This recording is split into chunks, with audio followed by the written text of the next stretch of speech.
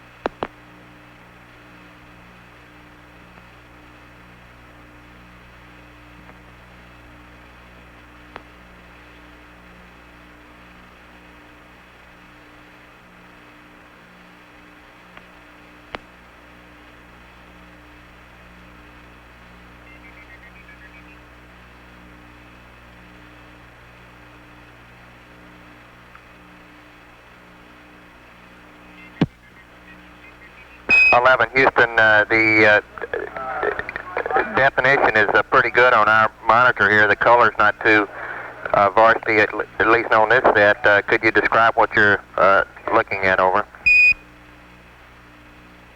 Roger, you're seeing Earth as we see it at our left-hand window, just a little more than a half Earth. We're looking at the eastern Pacific Ocean, and the north half of the top half of the screen we can see North America, Alaska, United States, Canada, Mexico, and Central America. South America becomes invisible just off beyond the terminator or inside the shadow. We can see the oceans with a definite blue cast, see white bands of major cloud formations across the Earth, and can see coastlines, pick out the western U.S., San Joaquin Valley, the Sierra Mountain Range, the peninsula of Baja California, and can see some cloud formations over southeastern U.S. There's one definite mild storm southwest of Alaska, looks like about 500 to 1,000 miles, and another very minor storm showing the south end of the screen near the a long way south of the equator, probably 45 degrees or more south latitude. You can pick out the browns in the landforms pretty well. The greens do not show up very well. Some green showing along the northwestern coast of the United States and northwestern coast of Canada. Roger, 11. It's a pretty good picture on clarity here. We're having, could you tell us, it appears to us that there are two distinct cloud formations trending east-west, one approximately about along the equator and one around 30 or so south latitude. Could you tell us exactly where those cross the land masses, over?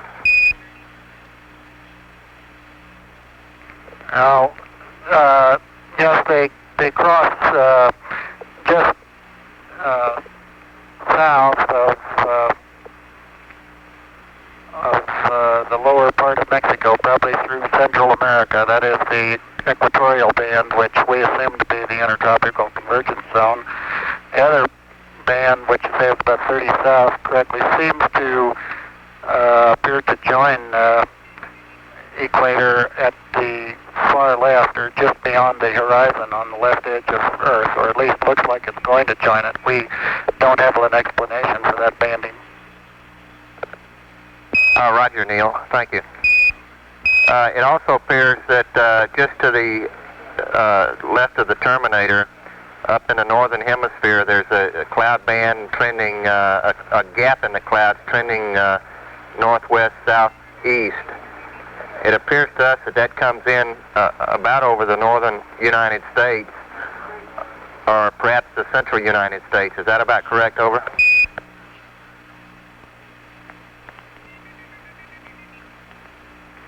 I can see on the monitor the thing you're talking about, but right now I can't get my eye to the window to pick out just where it crosses the shoreline. Roger.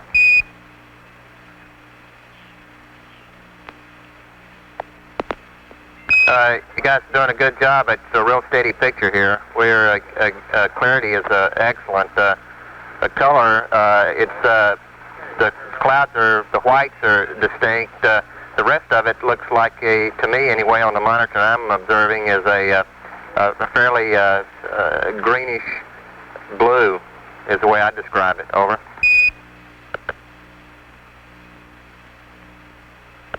It appears that the... Well, we can't observe, observe much green from the spacecraft. Roger. On this monitor, the land masses appear to be just a darker a grayish color rather than a brown.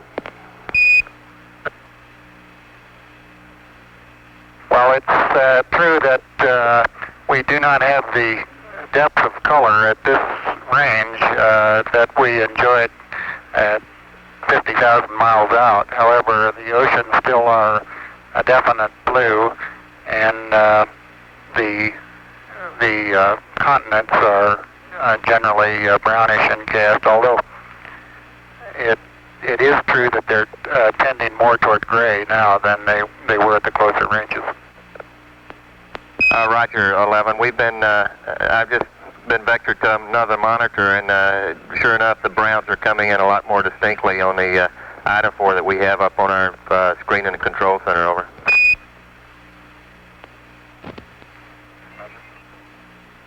Okay, world, hold on to your hat. I'm going to turn you upside down.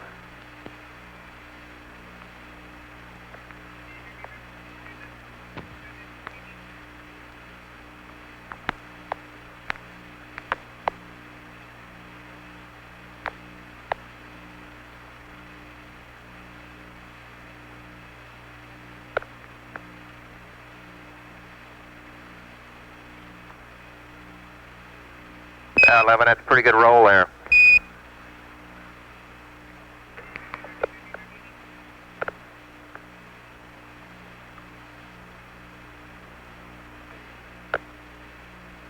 That's pretty sloppy, Charlie. Let me try that one again.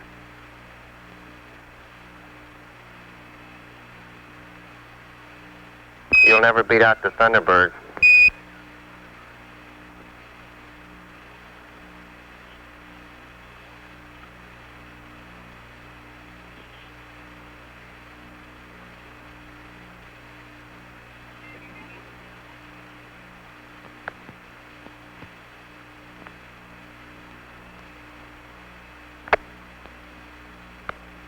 Apollo 11 Houston, that practice did you some good. It's looking real smooth roll there. Oops, spoke too soon.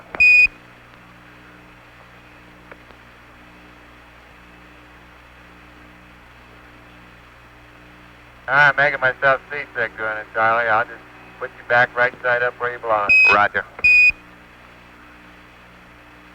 You don't get to do that every day.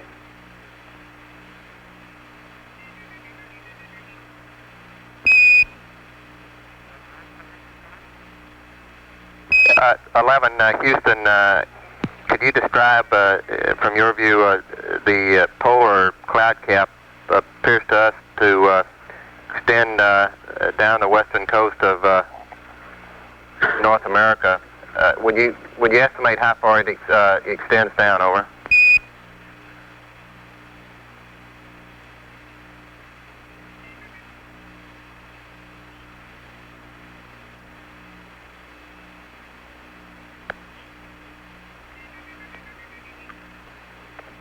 fit everybody into the window with the TV camera. It appears that the cloud cap comes down a little bit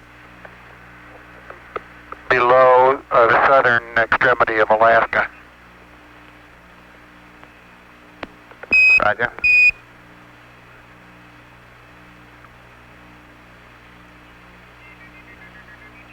We've 11. We've lost our picture here now.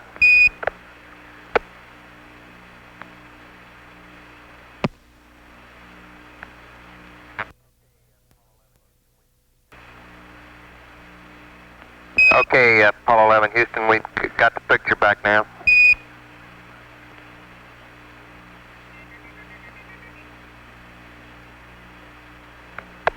Unfortunately, we only have one window that has a view of the Earth, and it's filled up with the TV camera, so your view now is probably better than ours is. Roger, we copy. 11, Houston, if you could comply, we'd like to see some smiling faces up there. If you could give us some interior views, I'm sure everybody'd like to see you over. Okay, we'll reconfigure the TV for that. Roger.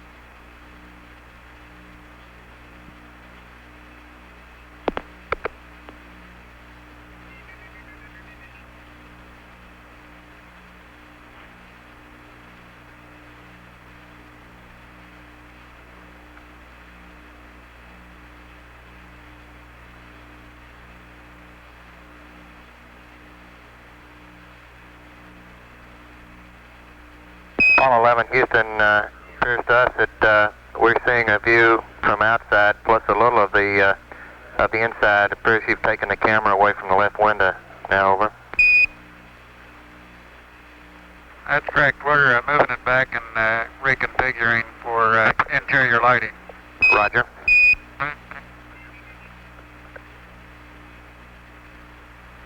We can still see the Earth through the left window, and it appears that we can see a floodlight off to the left, either that or some sun shafting through the hatch window.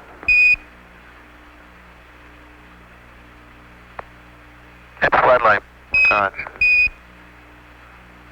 Now we're coming in. Can't quite make out who that hatch.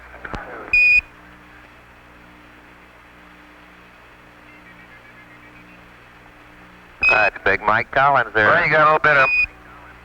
Yeah, hello there, sports fans. You got a little bit of me, plus Neil's in the center couch, and Buzz is doing the camera work this time. Roger, it's a little dark now, 11. Maybe a bigger f-stop might help. Yeah, that's in work.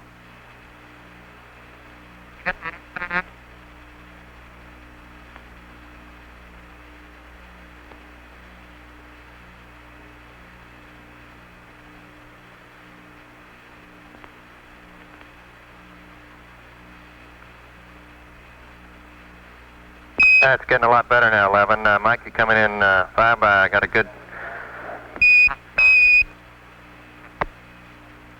Well, I put on a coat and tie if I'd known about this ahead of time. Is Buzz holding your cue cards for you, over? Cue cards have a no. We have no intention of competing with the professionals, believe me. We are very comfortable up here, though. We do have a happy home. There's plenty of room for the three of us, and I think we're all learning to find our favorite little corner to sit in. The 0G is very comfortable, but After a while, you get to the point where you sort of get tired of rattling around and banging off the ceiling and the floor and the side, so you tend to find a little corner somewhere and put your knees up or something like that to wedge yourself in, and that seems more at home. Roger. Looks like Neil is coming in 5 by there. 11. Mike, see you in the background. The definition is really outstanding. The colors are good. It's a real good picture we're getting here of the Commander Armstrong.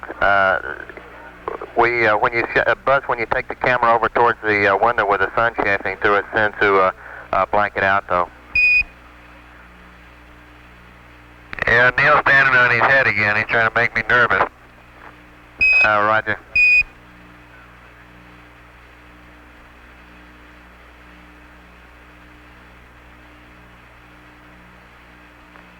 He's disappearing up into the tunnel, of course, as he was going into the lunar module only backwards. Roger, we can see portions of the LAB now, the systems test meter panel in the lower part of the picture, or we did have it anyway. Okay, and then directly behind his head are our optical instruments, the sextant and the telescope that we used to take sightings with. Roger, copy, and we see the disk flashing with a 651. In fact, we can read registers 1 and 2 quite clearly. Yeah, the old high gain angles telling us which way the Earth is. Copy. That's a beautiful picture. Clarity is outstanding.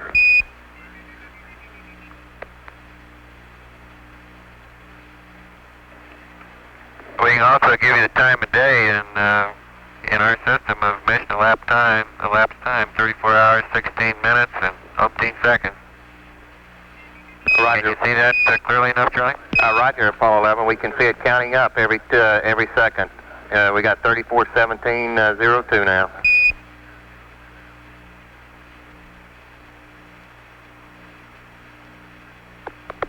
Okay, back to the high gain angles. Roger. And we've amputated those.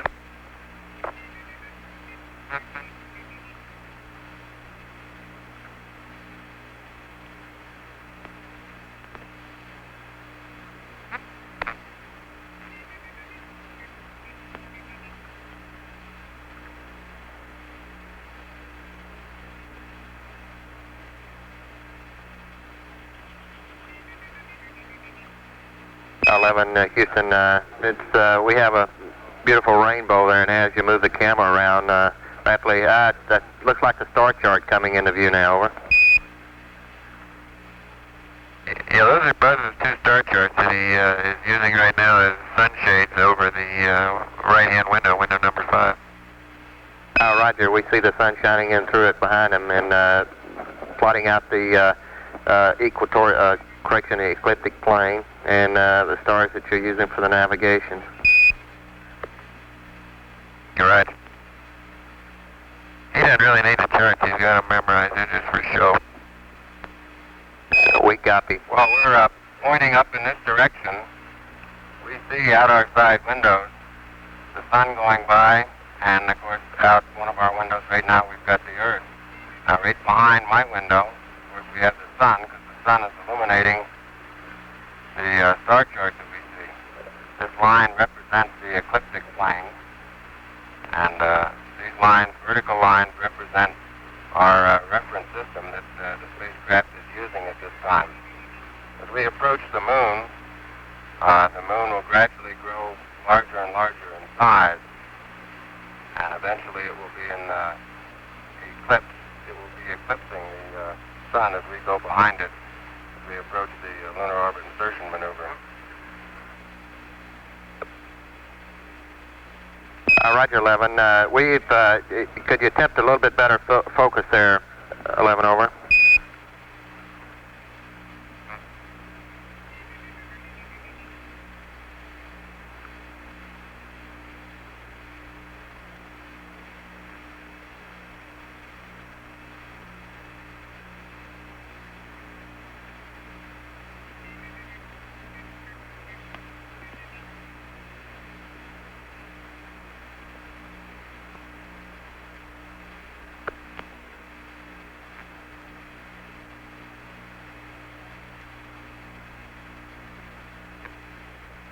11 Houston, that's a lot better on the star chart now.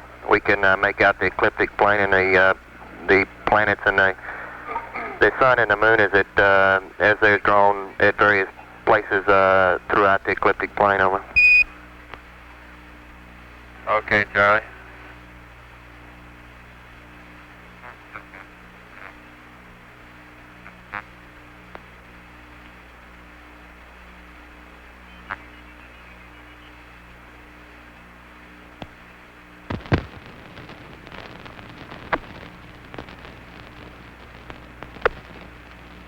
If we can get some of the wires untangled here, we'll give you a demonstration of how easy push-ups are up here. 11 Roger. Good view of buzz there.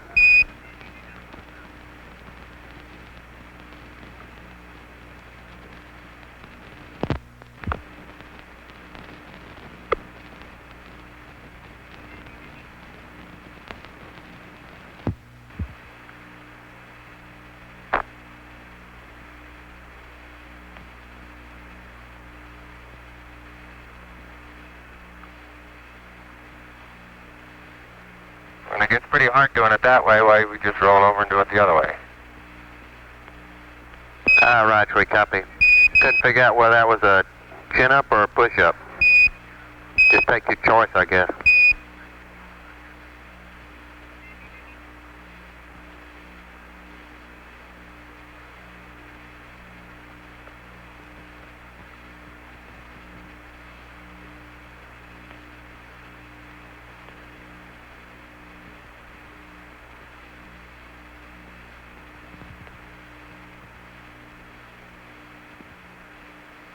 Well, looks like it's probably almost your dinner time down there, Earth. We'll show you our food cabinet here in a second. 11 Roger.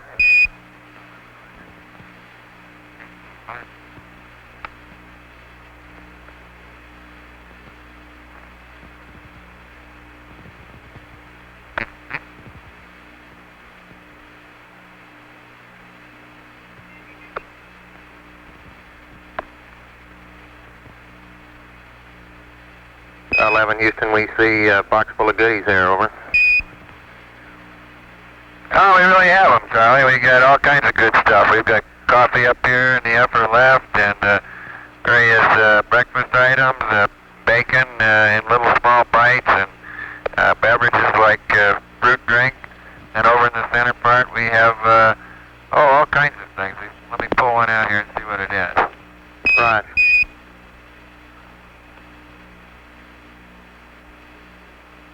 Would you believe you're looking at chicken stew here? All you have to do is 3 ounces of hot water for 5 or 10 minutes. Now we get our hot water out of a little spigot up here with a filter on it that filters any gases that may be in the drinking water out. And we just stick the end of this little tube in the end of the spigot and pull the trigger 3 times for 3 ounces of hot water, and then mush it up and slice the end off it, and there you go, beautiful chicken stew. Sounds delicious.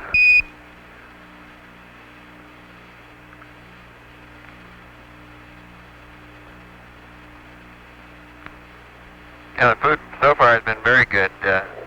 We couldn't be happier with it. Roger. Hold on that flashlight a second. The surgeons are saying thank you there for that. And it is sort of down in a dark corner, so we have a flashlight here to help us see things. And if I can let go of it carefully, it'll just hold itself right where it is. Roger. As long as disturb it will.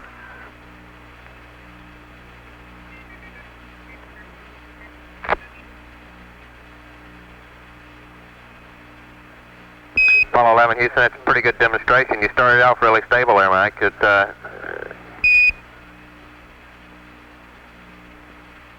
the problem is no matter how carefully you let go, you bump it just a tiny little bit, set it in motion, and once in motion, there she goes. Try that again. It looks fairly stable now with slow rotation.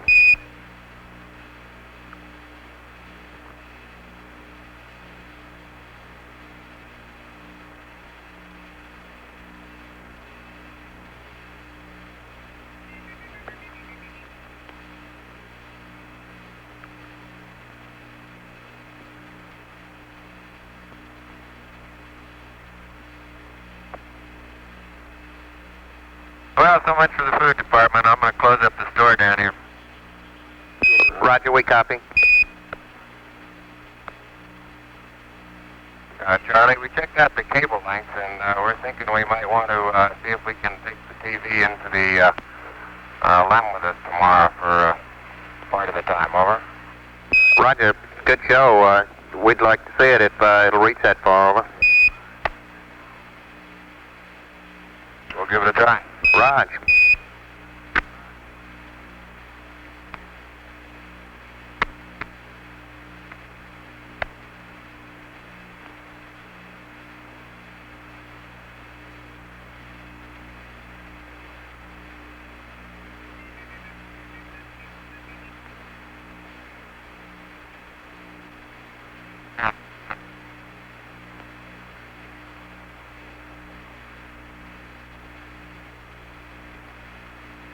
Now, where I sleep is down underneath this couch. Houston, roger. Slowly sinking into the sack there.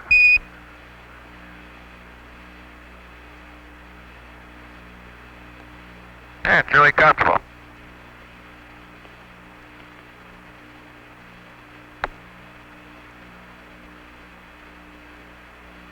Forgot to give Buzzy's flashlight back.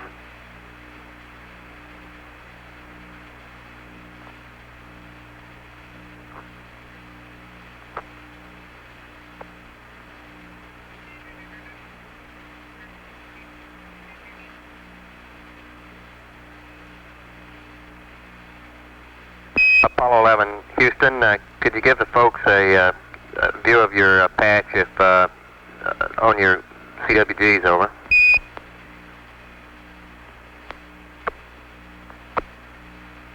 Yeah, stand by, Charlie. We're trying to give you a close-up. Oh, roger.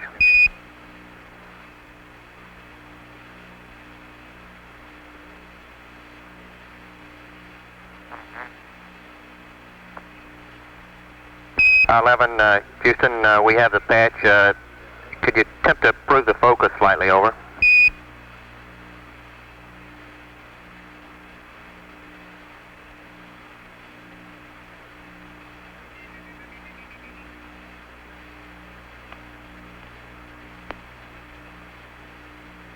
Houston, the scan on the camera makes the, that's a little bit better now. The flashlight seems to flicker due to the scan on the TV. We can't see the eagle. Now that's a little bit better, over.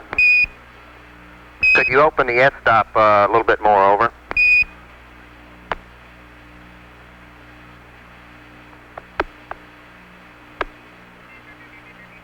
Yeah, it's open all the way. We're going to have to move Buzz around a little bit. Roger.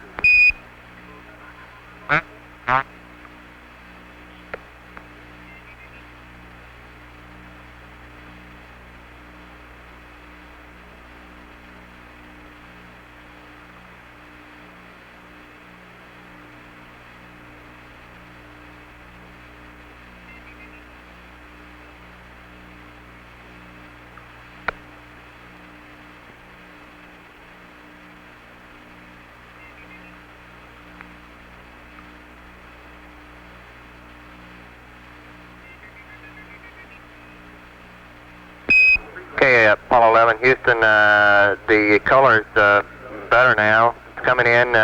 We could attempt a little bit better focus on it. There we go. Our focus is a lot better now.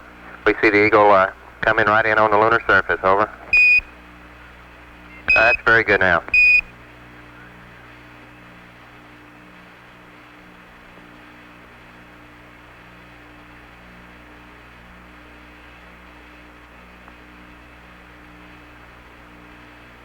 Apollo 11, Houston, that's very good now. We can see the Earth in the background, Apollo 11, and the eagle coming in. Probably pretty hard to see the olive branch, isn't it? Roger, it is. Well, that's what he has in his talons, is an olive branch. Copy.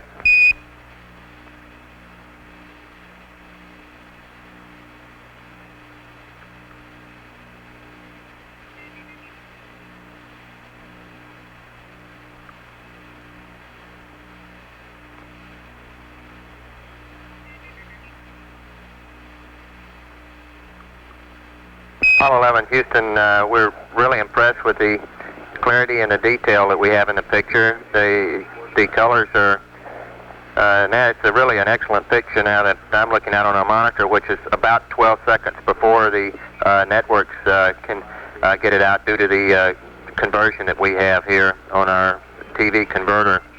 We're looking at the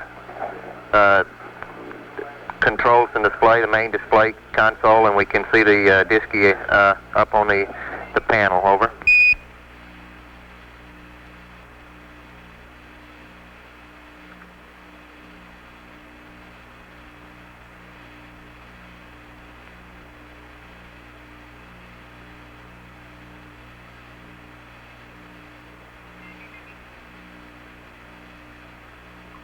Well, it'd be nice if you could take a look at all the circuit breakers, make sure the right ones are in and the right ones are out. All right, Big Brother's watching. And we're glad of it.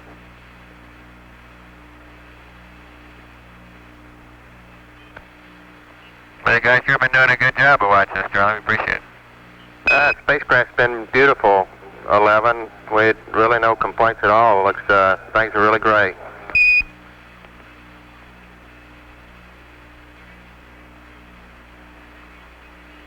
Can you see this disky on the NBC? That's affirmative. It appears that can't quite tell what program. We look like we're in Pooh. We see you punching in a verb 35, I think it is. Over. Yeah, might as well tell the ECOMs or tell the GNCs and everybody to hold on to their hat, and I'll push the enter button. Right.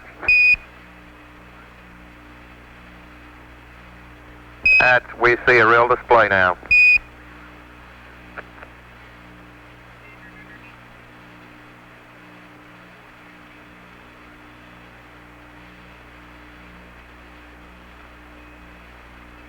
That's a good demonstration of how the crew has the interface with the computer, talking to the programs and all that we have in the computer.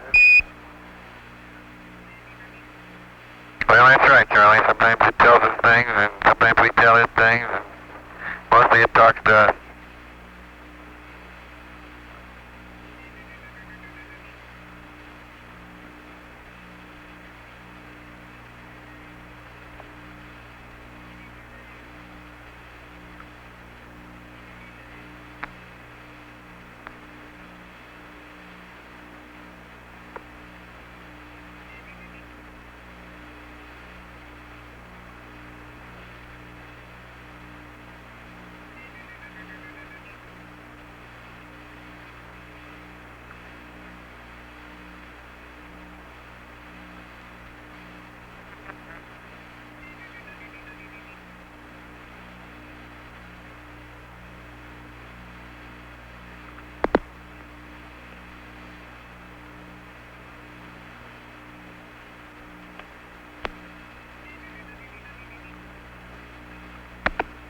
Apollo 11, Houston, we just lost our pick. I see we're going back outside now. Over.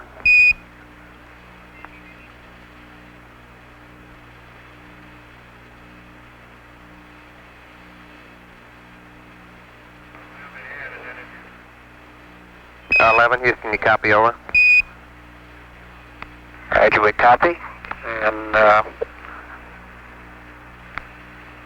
as we pan back out to the distance at which we see the Earth, we'll have Apollo 11 signing off. Roger, Apollo 11. Thank you much for the show. It's a real good half hour. Appreciate it. Thank you very much. Out.